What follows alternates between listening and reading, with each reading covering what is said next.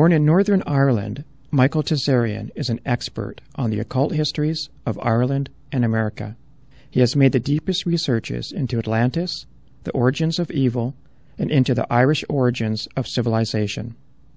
Author of the acclaimed book Atlantis, Alien Visitation and Genetic Manipulation, and is the producer and presenter of the Origins and Oracle series, which explores ancient mysteries and forbidden knowledge.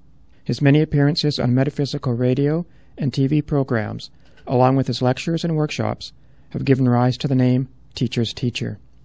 To visit Michael's amazing websites, one of the best sites I have come across myself, log on to www.michaeltsarion.com. He is metaphysician extraordinaire. He is Michael Tsarion, and we are lucky to have him here with us this morning. Are you there, Michael?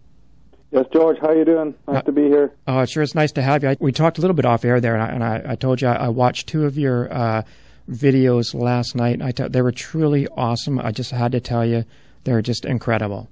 Thank you. Which ones were those? I watched the 2012 and the Origins of Evil. Thank you. Yeah.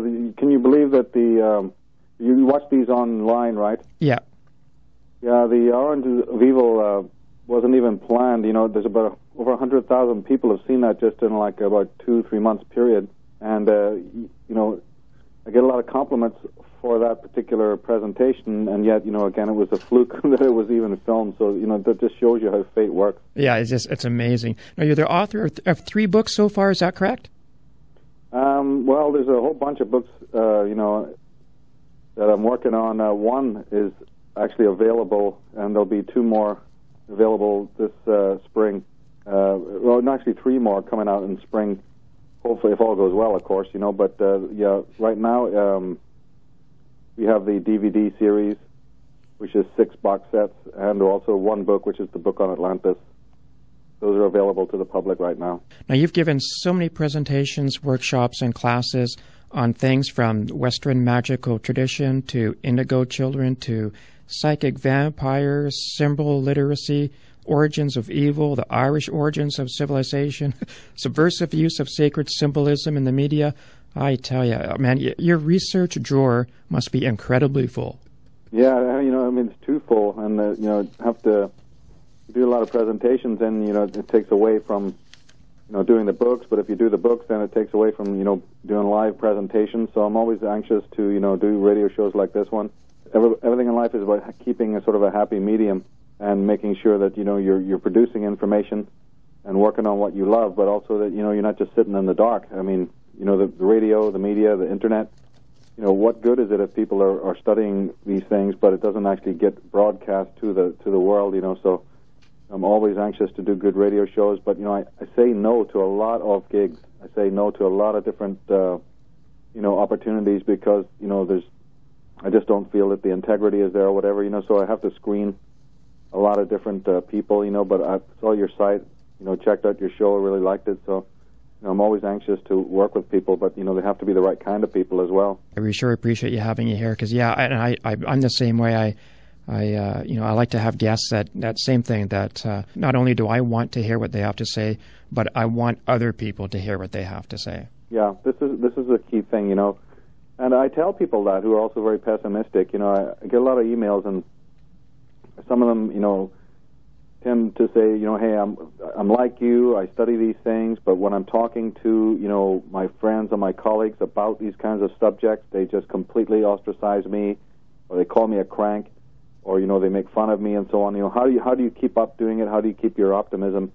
You know, so I get a lot of that, and my response is, you know, that just it doesn't really matter that other people like that respond in that way. This is sacred knowledge, and therefore you're going to have, you know, resistance. But that's when the test is whether you really love the knowledge for itself or what it's going to bring you. And, you know, I think about, you know, there's a lot of people in this world that are into the subjects, any subject, but certainly these occult subjects, because, you know, it brings them a certain ego fulfillment, and therefore when they're troubled and when suddenly the subject matter starts to test them, or when fate starts to test them, you know, then they back off and they get pessimistic and they kind of wish they'd never started, you know. But I really love this information, and it's something that I've always done all my life, long before any type of public notoriety or anything like that ever happened. And I'd still be doing it regardless of that. So it's just about whether you love it or not. Yeah, exactly. And I'm exactly the same way. And I remember you saying on one of the shows that you started like when you were 13 or something. And for me, same thing. My first mentor came into my life when I was 12. And so it's been like I've been doing this kind of thing all my life. And it's a thing for me that I think is so important right now, that you have to do what you are. And you have to live your truth, and no matter what that is.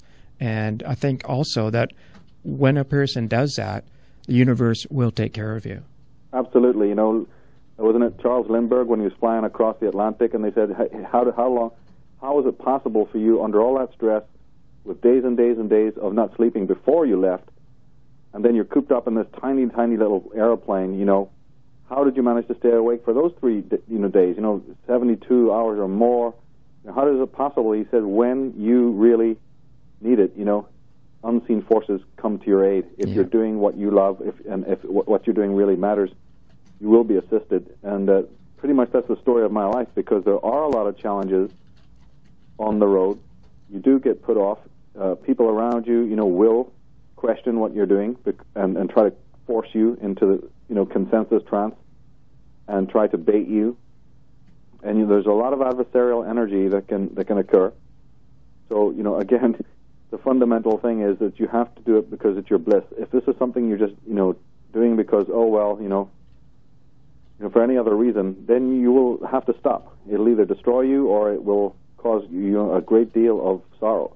So, being a servant of the truth doesn't mean you know the whole truth. This is what a lot of people also, maybe I get emails from people, saying, hey, man, you keep on saying that you know the truth, or, you keep using that word. What gives you the right, And I keep saying to them, but I don't say I know the whole truth. You can serve truth, but you still, maybe don't know the whole thing. To all intents and purposes, you are a person who's trying to deal with what is real. Sharpen your intuition, sharpen your reason, weigh everything that comes in front of you, study knowledge, get your discernment sharp so you can tell what is false, Yeah. Pursue the truth.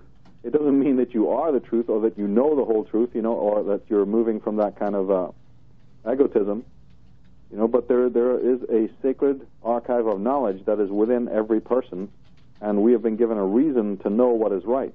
And most of the world, couldn't care less about that. People who do, they can find themselves very much in a kind of a wilderness, thinking that they're alone. And therefore, the internet right now, and DVDs and radio shows, and it's very important for us to use these kinds of means so that people who are also struggling and looking for the light do not feel that they're completely alone, because they otherwise could feel like that. Same here. It's something I hear a lot about, people saying that, they're so alone, they have nobody to talk to. And then when they find somebody, they just kind of want to latch right onto you because they're, they don't have anyone else to bounce things off or to share with. And I myself just feel very blessed because through it all, I've always had a number of people that I was able to walk the road with. And in that, it's just amazing how much of a blessing that really is. Well, that really is a blessing. I also agree with that. And, this is one of the projects that I'm working on is about psychic vampirism, and what you said there actually contains a lot of wisdom, and that is because that there wouldn't be such a phenomena as any kind of vampirism, any kind of energy vampirism at all, if there were not children of the light. Because it is children of the light, people who have an intense light, an intense love, who are inner directed, who are auto-generated, people who are motivated themselves. It is those individuals who are the most affected by the negative attentions of other people. It's a very strange quirk of fate. But, the person who's already dark and has no energy is obviously not the victim of psychic vampirism to any great extent. It's such an, as I've been studying this, I find that it's people of a certain kind of genius, a certain kind of spirit, and a certain kind of power.